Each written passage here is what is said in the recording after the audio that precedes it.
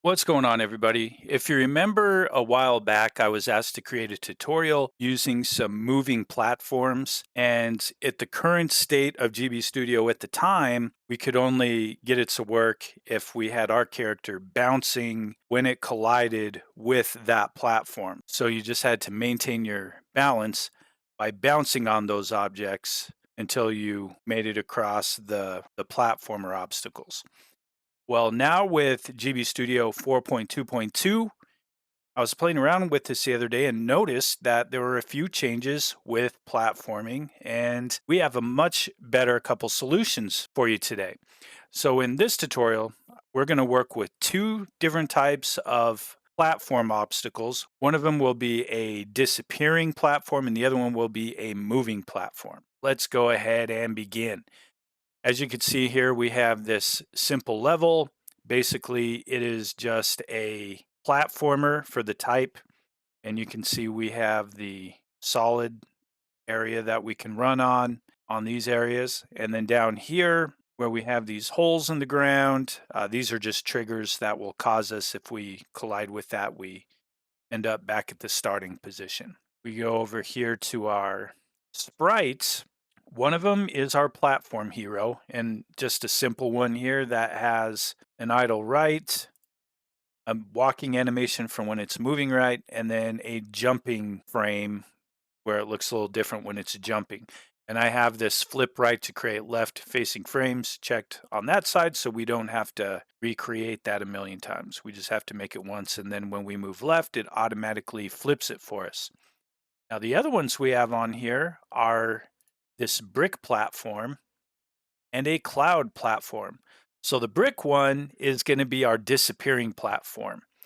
And as you can see, I have fixed direction and movement. We'll go up here and make this one be fixed direction. And it is going to have an idle state on here. Now with this, you can see down here, we have these different frames. So for the beginning here, I will actually remove these extra blocks, and then I'll go over here to animations, and I'm going to add another one, and it says new state. I'm going to rename this one, and I will call this one Crumble.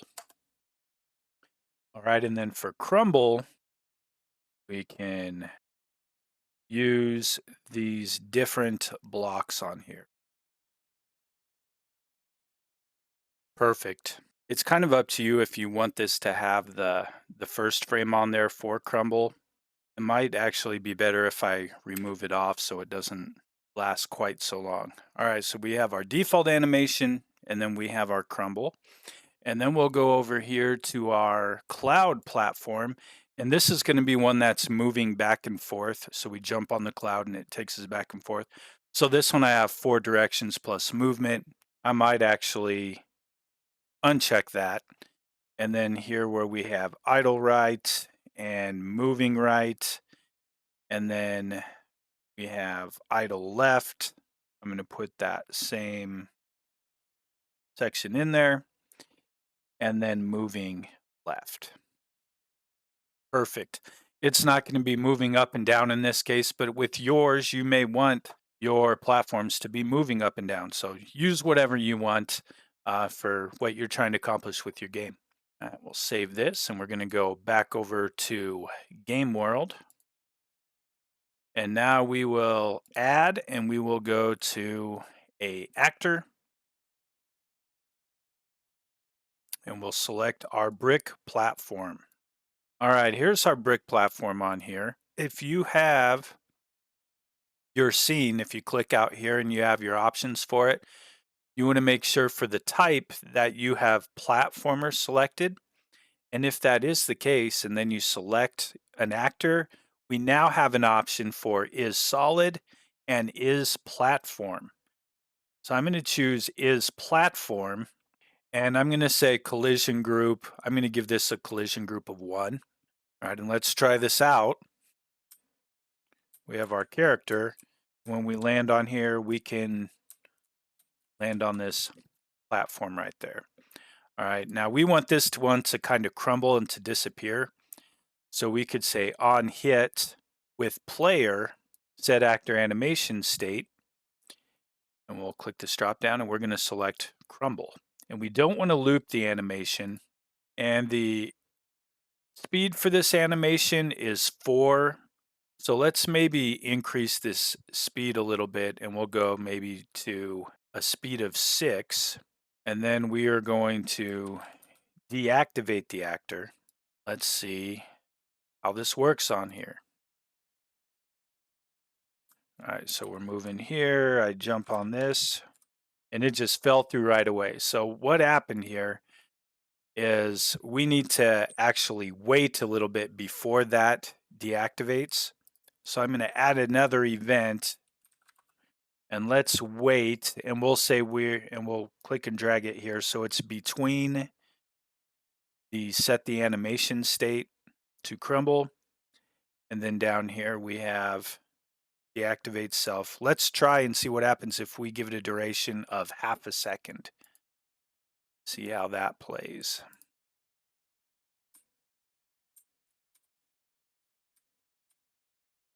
That's not bad. Let's try one more time and see if we land on it. And when we fall through, that's pretty good timing actually. So depending on how many frames your crumbling animation is going to take place, that is going to affect what your duration is on there. So I have that. I'm going to Control C to copy it. I'm going to Control V to paste. And we'll space them apart, kind of like that. So here we have this one. And then the other one we want to do is we want to have our next platform move. So let's go up here to add an actor, and we'll select our cloud platform. And this one we're also going to say is a platform, and we're also going to give it a collision group of 1. And then we want to go over here to on update. Now in here, we'll go actor move 2. And then we just use these little X and Y coordinates here. So down here to where it starts. And then we'll go over here. And then we'll say maybe like wait.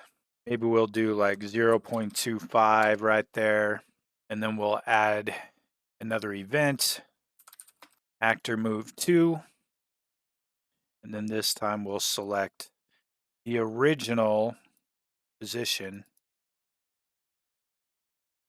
of this object. And then we can actually go here and copy this duration weight of 0.25. We'll go here and we'll paste event after. So it's going to move over to this side, and it's going to come back, or it's going to wait 0.25 seconds. It's going to come back, wait 0.25 seconds, and it will repeat that process because it's on our update, which is kind of like a little while loop in here for us. All right, let's try it. Here's our cloud.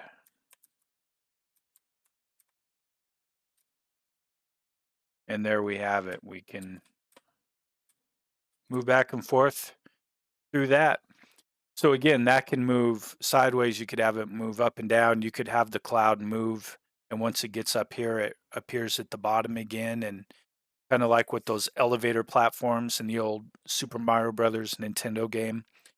But a lot better than what we had to do before, which was the cumbersome have your character bounce off of the platforms, and especially when those platforms are moving, it was just kind of takes a little bit of the fun factor out of the game.